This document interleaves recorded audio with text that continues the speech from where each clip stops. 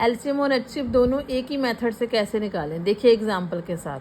बच्चे एलसीएम और एचसीएफ हम दोनों डिवीजन मेथड से निकालेंगे, लेकिन इसमें सिर्फ एक रूल है। क्या रूल है कि स्टार्टिंग में हमने ऐसे टेबल लेने हैं जो जितनी भी वैल्यूज़ यहाँ पे लिखी हैं सबको डिवाइड करें, एक भी वैल्यू छूटनी नहीं चाहिए जिसको वो डिवाइड ना करे। तो जैसे कि आप देख रहे हो यहाँ पे सारे इवन नंबर एंड में, तो ये 2 से डिवाइड हो जाएगा। 2 से डिवाइड करिए, ये 15 आ जाएगा, ये 18 आ जाएगा, और ये कितना आ जाएगा आपके पास 2 2 ज़ा 4, 2 8 ज़ा 16, ठीक है।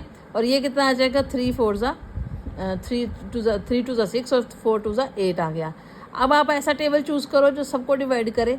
तो देखो यहाँ पे ध्यान से देखो, ये भी इवन नंबर, ये भी इवन नंबर, ये भी इवन, लेकिन ये ऑड है तो ये 2 तो डिवाइड नहीं करेगा। आप 3 से चेक कर लो, 3 से ये भी डिवाइड होता है, ये भी डिवाइड होता है, लेकिन ये दोनों नहीं होते हैं डिवाइड। इसका मतलब है कि अब आगे आपको मोस्टली कोई भी ऐसा टेबल नहीं मिलेगा जो सारे के सारी वैल्यूज़ को डिवाइड करे। तो इसका ये मीनिंग हो गया कि एचसीएफ तो आपका यहीं पे आ चुका है। कितना आ चुका है, जो जितनी वैल्यू जो सारे के सारी वैल्यूज़ को डिवाइड करी थी 2, तो एचसीएफ कितना है 2। अब आगे जो हम करेंगे वो एलसीएम के लिए करेंगे। अब आप कोई भी रैंडम टेबल ले लो, चाहे 2 ले लो, 3 ले लो, जिससे डिवाइड करो। यहाँ पे 2 15 तो डिवाइड नहीं होता, एज इट इज़ आ गया। 2 9 आ गया, 2 14 आ गया, 2 17 आ गया। क्लियर। अब आपको उसके आगे देखिए 3 ले लो, 3 5 ज़ा 15, 3 3 ज़ा, और 14 और 17 तो डिवाइड नहीं होते हैं।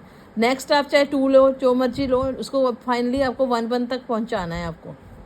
3 ले लेते हैं, 1 आ गया, 7 17, फिर 5 ले लो, ये भी 1 आ गया, ये भी 1 आ गया, फिर 7 ले लीजिए, 1 1 1 17, एंड फाइनली हमें 17 का टेबल लेना पड़ेगा, 1 1 1 1 आ गया आपके पास, ठीक है। अब एलसीएम कितना होगा बच्चे, ये सारी वैल्यूज़ इंक्लूडिंग एचसीएफ है, एचसीएफ वाली वैल्यू भी आपने बीच में डालनी है। कितना, 2 time 2 multiply by 3 multiply by 2 multiply by 3 multiply by 5 multiply by 7 multiply 17, इन सारी वैल्यूज़ को आप मल्टीप्लाई करोगे, वो आंसर होगा आपका एलसीएम। वो आप लोग मुझे निकाल के कमेंट करना कितना आया, ठीक है। 2 2 ज़ा 4 4 3 ज़ा 12 12 2 ज़ा 24 24 3 ज़ा 72, ऐसे करके आपको सबको मल्टीप्लाई कर देना, वो आपका होगा एलसीएम।